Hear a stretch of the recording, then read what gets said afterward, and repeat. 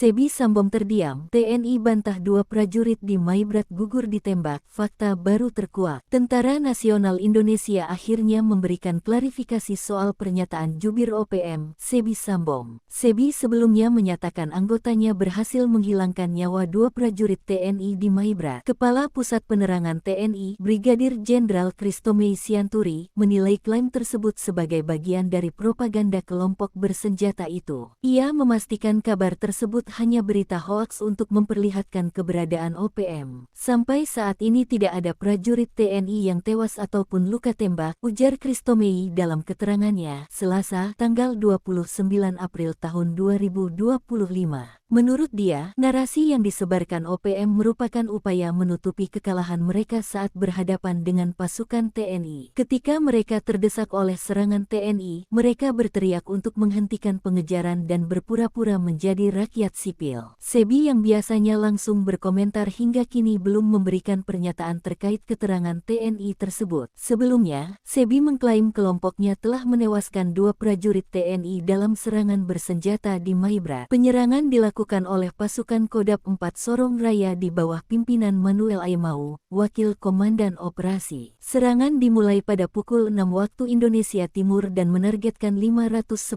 personel gabungan militer Indonesia serta Ketua Komnas HAM Papua Fritz Ramandei yang ikut dalam pencarian mantan Kasat Reskrim Teluk Bintuni, Inspektur Tommy Samuel Marbun. Penyerangan terhadap gabungan militer pemerintah Indonesia sejak pagi tadi telah mengakibatkan 2 prajurit TNI tewas dan lainnya luka tembak, ujar Sebi, Senin, tanggal 28 April tahun 2025.